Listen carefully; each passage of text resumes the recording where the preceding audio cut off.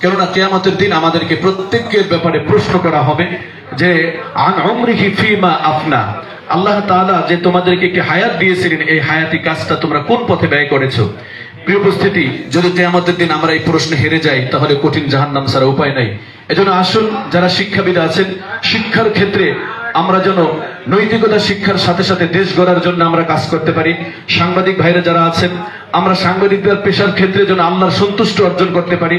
যারা আমরা উকিল বা আইন পেশায় নিয়োজিত আছি, আইনের খেদমতের সাথে সাথে যেন আমরা আল্লাহর সন্তুষ্টি অর্জন করতে পারি। সর্বোপরি কথা হলো এই, কখন কার মৃত্যু চলে আসবে এটা আমরা কেউ জানি না। তিনটি বিষয় আমাদেরকে ভুলে গেলে চলবে না। এক নম্বর বিষয় হলো, একটি বিষয় আমার মাথার মধ্যে রাখতে হবে, যে কোনো সময় আমার মৃত্যু চলে আসবে, এই মৃত্যুর হাত থেকে আমরা কেউ বাঁচতে পারবো না। দ্বিতীয়ত হলো, মৃত্যু আমার হবে, এই ব্যাপারে যেহেতু কোনো সন্দেহ নাই, কখন মৃত্যু হবে আমি জানি না, যে কোনো সময় মৃত্যু চলে আসতে পারে। রাসূল সাল্লাল্লাহু আলাইহি ওয়াসাল্লাম বলেছেন, তোমরা মৃত্যুকে এত কাছে মনে করো যে বাম দিকে ডান দিকে সালাম ফিরিয়েছো, বাম দিকে সালাম ফিরাতে পারবে কি পারবে না, এই ব্যাপারে তোমরা অনিশ্চিত থাকো, এর আগেই মৃত্যু হয়ে যেতে পারে। গতকালকে আপনারা দেখেছেন যে এক লোক চা খেতে বসেছে, খুব আনন্দ ফুর্তি ভাবে বসেছিল, কিন্তু এই লোকটা চায়ের টেবিলের উপরে আপনার মাথাটা পড়ে হঠাৎ মৃত্যুবরণ করলো। তো যে কোনো সময় আমাদের মৃত্যু চলে আসতে পারে। দ্বিতীয়ত, 3 নাম্বার হলো, মৃত্যুর পরে কিন্তু জায়গা হলো দুটি, একটি হলো জান্নাত আর একটি হলো জাহান্নাম। কবরও কিন্তু দুটি জায়গা, আল কবরু রাউদাতুম মিন রিয়াজিল জান্নাহ আও হুফরাতুম মিন হুফারিন নার। আমি আমার বিবেককে যদি প্রশ্ন করি, এই মুহূর্তে যদি আমার মৃত্যু হয়ে যায়, আমি যেই পেশায় আছি, যেই কর্মে আছি, যে আমলের উপরে আছি, আমার আল্লাহ তাআলা কি আমাকে মাফ করবেন কিনা? যদি এই প্রশ্ন আমরা এই দুনিয়ায় থাকা অবস্থায় খুঁজে বের করতে পারি, তাহলে আশা করব আমি একজন যেই পেশায় থাকি না কেন, আমার দ্বারা কোনো দুর্নীতি হবে না, আমার দ্বারা কোনো অন্যায় হবে না, কোনো পাপ কাজ হবে না, যতটুকু হবে তো ভালো কাজ হবে। প্রিয় উপস্থিতি, আসুন, এই পৃথিবী থেকে আমরা সকলে একদিন চলে যাব। এমন কিছু নজির স্থাপন করতে আমরা চাই, যার দ্বারা আমার আল্লাহ তাআলা যেন আমাদেরকে দয়া করে মাফ করে দেন এবং দুনিয়াবাসী যেন আমাদেরকে স্মরণ করেন সম্মানের সাথে, শ্রদ্ধার সাথে। সকলকে আজকের এই অনুষ্ঠানে স্বতঃস্ফূর্তভাবে অংশগ্রহণ করার জন্য ধন্যবাদ জানিয়ে আমার আলোচনা শেষ করছি। আসসালামু আলাইকুম ওয়া রাহমাতুল্লাহি ওয়া বারাকাতুহু।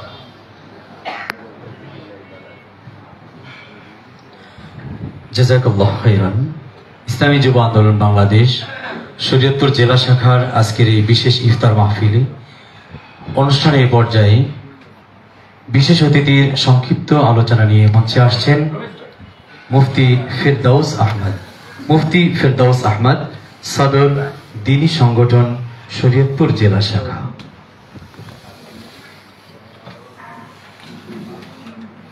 السلام عليكم ورحمة الله وبركاته. الحمد لله والصلاة لله أما بعد. أعوذ بالله من الشيطان الرجيم. بسم الله الرحمن الرحيم. فمن شهد منكم الشهر فليصم. ইসলামী যুব আন্দোলন শরীয়তপুর জেলা শাখা কর্তৃক আয়োজিত আজকের ইফতার মাহফিলের উপস্থিত সম্মানিত প্রধান অতিথি, ইসলামী যুব আন্দোলন বাংলাদেশের কেন্দ্রীয় কমিটির ফরিদপুর বিভাগীয় শাখার সাংগঠনিক সম্পাদক জনাব এস.এম. আজিজুল হক, উপস্থিত আছেন বিশেষ অতিথিবৃন্দ ও সম্মানিত রোজাদার ভাইরা। আমরা দীর্ঘ সময় এক ফ্যাসিস্টের চাপা আমরা ছিলাম, অনেক কষ্ট আমাদের ভিতরে ছিল। আমরা একের পর এক আন্দোলনের সম্মুখীন হয়েছি। এখানে আমাদের অনেক নেতৃবৃন্দ আছেন যারা অনেক আন্দোলন করেছিলেন। একের পর এক আন্দোলন ব্যর্থ হয়ে যায়, কিন্তু এই ফ্যাসিস্ট, এই আওয়ামী সরকারের পতন আর হয় না। এক পর্যায়ে আমরা শুধু বলতেই ছিলাম যে আল্লাহ, আপনার গজব ছাড়া এই আমাদের এই দুর্ভোগ মনে হয় দূর হবে না। ঠিকই কার দোয়া জানি কবুল হয়ে গেছে। বৈষম্যবিরোধী ছাত্র আন্দোলনের সে আন্দোলন ছিল আওয়ামী সরকারের জন্য গজব, আমাদের জন্য রহমত। কি বলেন, কথা ঠিক কিনা? আজকে সে ফ্যাসিস্ট দূর হয়ে গেল, কিন্তু আমাদেরকে মনে রাখতে হবে, আমাদের যারা এদের স্বাধীন করেছিল 1971 সালে, তখন কি ছিল?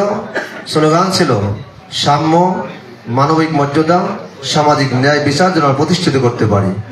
সেই জায়গাটা যদি আমরা আসতে না পারি, সাম্য, মানবিক মর্যাদা, ন্যায় বিচার যদি আমরা প্রতিষ্ঠিত করতে না পারি, তাহলে আমাদের 1971 সালে রক্ত বৃথা যাবে।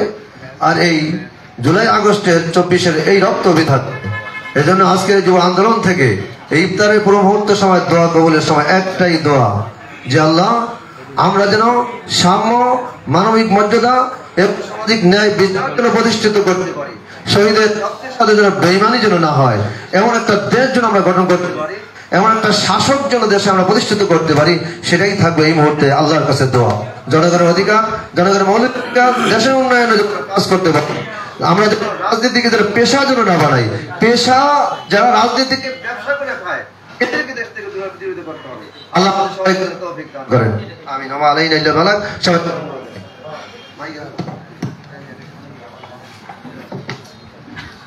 হ্যালো,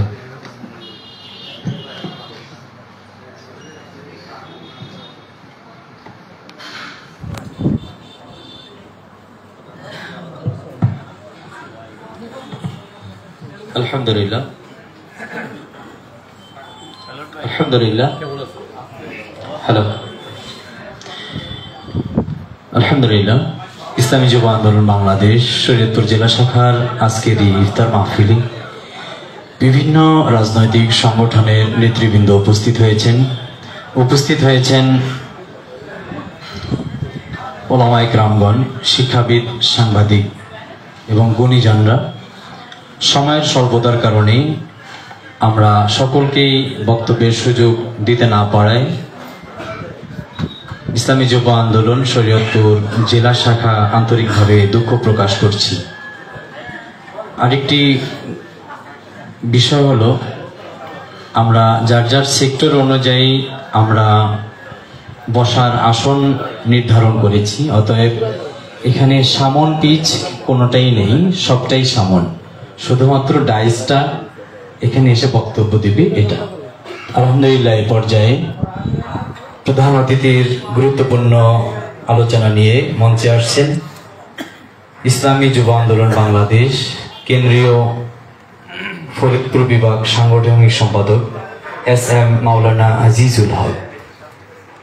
প্রধান অতিথির আলোচনা পেশ করছেন SM মাওলানা আজিজুল হক, সাংগঠনিক সম্পাদক ফরিদপুর বিভাগীয় ইসলামী যুব আন্দোলন বাংলাদেশ।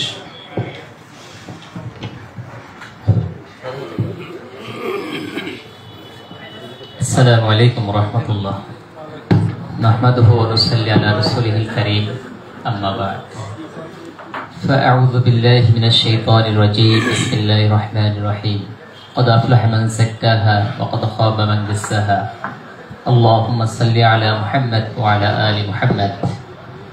ইসলামী যুব আন্দোলন বাংলাদেশ শরীয়তপুর জেলা শাখা কর্তৃক আয়োজিত শীর্ষ উলামায়ে কেরাম, শিক্ষাবিদ, সাংবাদিক, রাজনীতিবিদ ও গুণীজনের সম্মানে আজকের ইফতার মাহফিলের সংগ্রামী সভাপতি সহযোদ্ধা মোহাম্মদ তারিক জামিল, বিভিন্ন পর্যায়ের আমার দায়িত্বশীল ভাইয়েরা,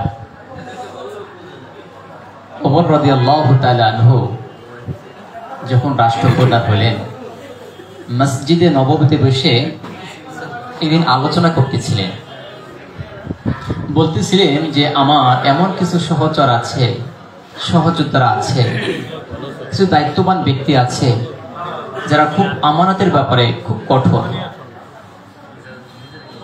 তো আরেকজন বললেন সেটা কিভাবে? তখন বলতেছিলেন, তুমি কি দেখো নাই আমরা যখন ইরান বিজয় করেছি, ইরানের যতগুলো মাল ছিল, রাষ্ট্রীয় সম্পদ ছিল, আমার এই সহযোদ্ধারা পাই টু পাই আমার কাছে নিয়ে এসেছে, এক দিরহাম পর্যন্ত এদিক সেদিক হয়নি। তারা কতই না আমানতদারি ছিলেন।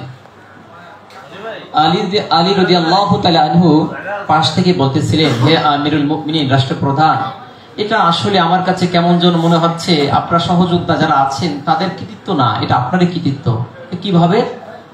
তো বলতেছিলেন যে আপনার তাকওয়ার কারণে আপনার সহযোদ্ধারা যারা ছিল তারা আপনার অনুসরণ করেছে, আপনি আল্লাহকে ভয় করেছেন, আপনার ভিতর তাকওয়া ছিল, বিদায়ী আপনার সহচর যারা দায়িত্বশীল ছিল তারা আপনাকে অনুসরণ করেছে, তারাও তাকওয়াবান হয়ে গেছে। এজন্য তাদের দ্বারা কোনোদিন এই দুর্নীতি করা সম্ভব হয়নি। বন্ধুরা, আমরা বুঝাতে চাচ্ছি, আজকে 53 বছর স্বাধীনতার বয়স, যারাই ক্ষমতায় ছিল আপনারা সকলে জানেন, বিশেষ করে সাংবাদিক ভাইয়েরা, আইনজীবী ভাইয়েরা বা যারা আছেন সবাই অবগত আছেন যে কি পরিমাণ দুর্নীতি হয়েছে, জুলুম হয়েছে, নির্যাতন হয়েছে। সাংবাদিকরা তাদের মত প্রকাশ করতে পারেনি, সত্য যেটা এটা প্রকাশ করতে পারেনি। আইনজীবী ভাইয়েরা যারা আছেন তারা কোর্টে গিয়ে ন্যায়ের পক্ষে থাকবেন, যারা থাকার চেষ্টা করেছেন অনেক সময় হুমকি ধমকিও তাদের উপর এসেছে। কারণটা কি? একটাই কারণ, মাওলার ভয় না থাকার কারণে তারা এরকম ভাবে যত অনৈতিক কাজগুলো আছে এটা তারা করেছে।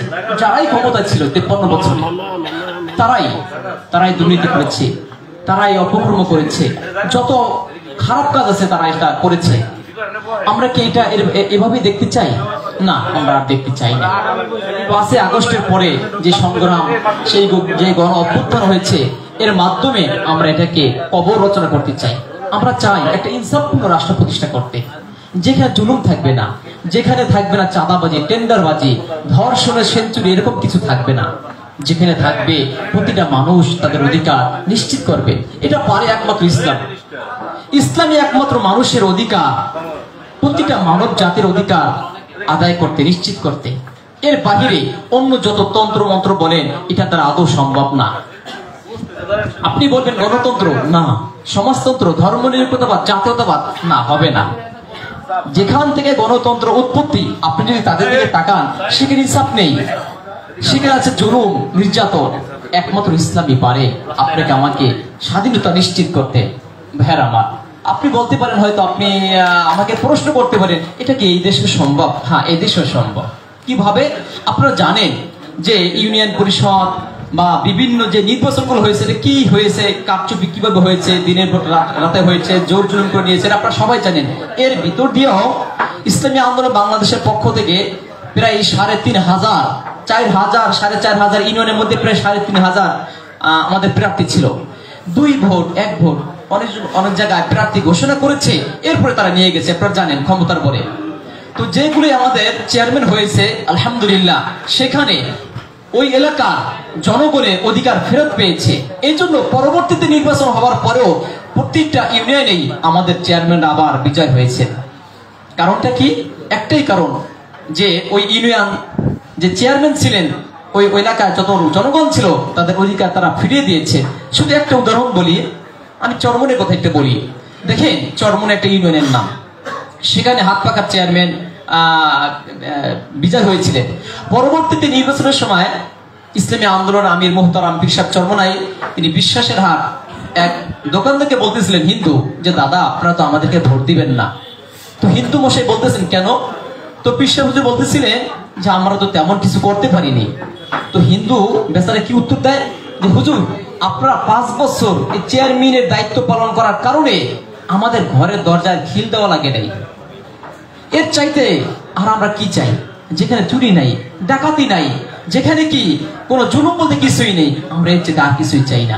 সাধারণ একটা ইউনিয়নের যদি চেয়ারম্যান আদর্শবান হওয়ার কারণে যদি তাদের অধিকার, যদি তারা নিরাপদে থাকতে পারে, যদি এরকম ভাবে একজন চেয়ারম্যান, একজন এমপি, একজন মন্ত্রী, একজন প্রেসিডেন্ট, প্রধানমন্ত্রী যদি একজন আদর্শবান ব্যক্তি হয়, তাহলে ইনশাআল্লাহ এই যে যত জুলুম, নির্যাতন, টেন্ডারবাজি, চাঁদাবাজি সব পরিবর্তন হয়ে ইনশাআল্লাহ ইনসাফপূর্ণ একটি রাষ্ট্র প্রতিষ্ঠা করা সম্ভব। কাজেই আমি সাংবাদিক ভাইদেরকে বলবো, আপনারা সত্যের পক্ষে, ন্যায়ের পক্ষে লেখেন, ইসলামের পক্ষে থাকেন।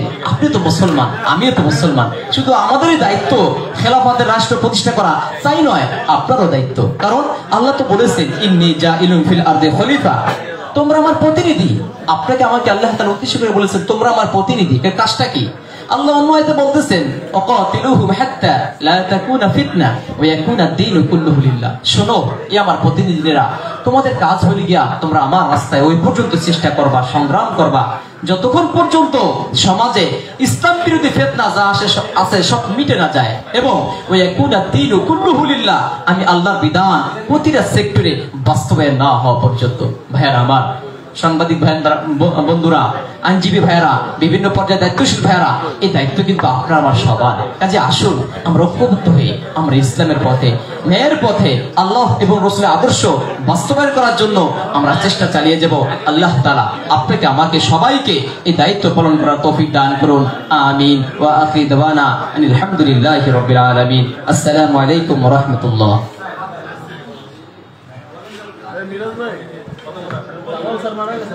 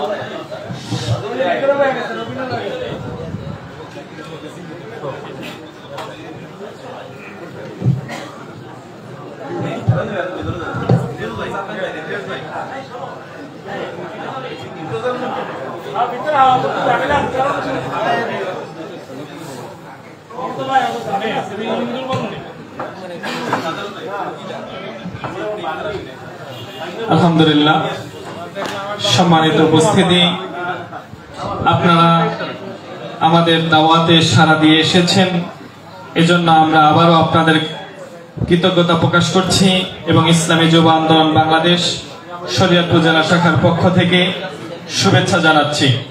সম্মানিত উপস্থিতি, আবারও দুঃখ প্রকাশ করছি, অনেক সংগঠনের নেতৃবৃন্দ এসেছেন, সামাজিক, রাজনৈতিক, ছাত্র সংগঠন, যুব সংগঠন নেতৃবৃন্দ এসেছেন। সময় স্বল্পতার কারণে আমরা কাউকে বক্তব্য দিতে পারিনি, এজন্য আমরা আন্তরিক দুঃখ প্রকাশ করছি, ক্ষমা সুন্দর দৃষ্টিতে দেখবেন। অনেক সাংবাদিক বন্ধুগণ উপস্থিত আছেন, আমরা কাউকে আলোচনা দিতে পারিনি, এজন্য আমরা দুঃখ প্রকাশ করছি। সম্মানিত উপস্থিতি, আমাদের সম্মানিত সহযোদ্ধা সাধারণ সম্পাদক মহোদয় বলেছেন, আমাদের এই অনুষ্ঠানের কোনো সামনের দিক বা পিছনের দিক নেই, সম্পূর্ণটাই আমাদের সামনের দিক। আমরা চেষ্টা করেছি যারা যেই সেক্টরে কাজ করেন সবাইকে এককভাবে এক টেবিলে বসার জন্য ব্যবস্থা করার চেষ্টা করেছি। এজন্য আপনারা কেউ মনে মনে এটা ভাববেন না আমাকে এই পাশে বসালো বা ও পাশে বসালো, বিষয়টা এরকম নয়।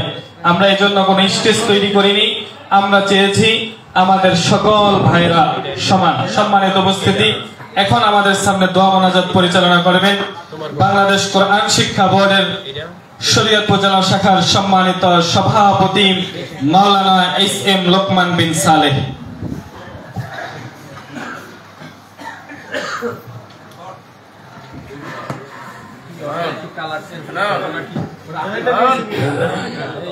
اللهم صل على سيدنا محمد وشفيعنا وحبيبنا مولانا محمد صلى الله عليه وعلى آله وأصحابه وبارك وسلم.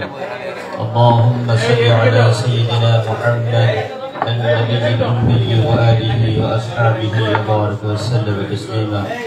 أستغفر الله فيه من كل ذنب وأتوب إليه، لا حول ولا قوة إلا بالله العلي العظيم. الحمد لله رب العالمين والعاقبة للمتقين، والصلاة والسلام على سيد المرسلين وآله وأصحابه أجمعين. مولا كريم परवरदिगार आलम, আপনার বান্দা দুনিয়াতে সুখে থাক, শান্তিতে থাক, কবরে সুখ শান্তি কামিয়াবি হাসিল করুক, আখিরাতের শান্তির ফয়সালায় উত্তীর্ণ হোক, সেই সুবাদে আজকে ইফতার মাহফিলের আয়োজন করা বাংলাদেশ ইসলামী যুব আন্দোলন। ইয়া আল্লাহ, এই আয়োজনকে আপনি কবুল ফরমান। ইয়া আল্লাহ, যারা এই আয়োজনে মেহনত করেছে, আল্লাহ আয়োজনের ব্যবস্থা করেছে, এই আয়োজনে যারা সারা দিয়েছে, শরীক হয়েছে, দয়া মায়া করে সকলকে নাজাতের জন্য আমাকে ওসিলা বানিয়ে দেন। মাওলা করিম, সকলের মা বাবাকে আপনি মাফ করে দিন। মাওলা করিম, 22 রমাদান পর্যন্ত যাদের নেক আমল করেছে আপনি কবুল করে নিন। জিন্দেগিতে যত ভুল করে ফেলেছি আপনি মাফ করে দিন। মাওলা করিম, যারা এই রাস্তায় একটু সময় দিল, কিয়ামতের নাজাতের জন্য আমলকে ওসিলা বানিয়ে দিন। আল্লাহ, সবাইকে উদখুলু ফিস-সিলমি কাফা, এই আমলে কবুল আর মঞ্জুর করে নিন। ইসলামী আন্দোলন বাংলাদেশ কবুল করে নিন, বাংলাদেশ কোরআন শিক্ষা বোর্ড কবুল করে নিন, বাংলাদেশ মুজাহিদ কমিটি কবুল করে নিন, দিন কায়েমের সমস্ত মেহনতকে আল্লাহ কবুল আর মঞ্জুর করে নিন। আল্লাহ, আমাদের সকলকে সর্বদিক দিয়ে আপনার রহমত দ্বারা পরিপূর্ণ করে দিন, সকলের দিনের নেক বাসনা পুরা করে দিন, যারা অসুস্থ শিফায়ে আজিলা কামিলা দান করে দিন। সাল্লাল্লাহু তাআলা আলা খায়রি খালকিহি মুহাম্মদ ওয়া আলিহি ওয়া আসহাবিহি আজমাইন ওয়ারহামনা মাআহুম برحمتك يا أرحم الراحمين.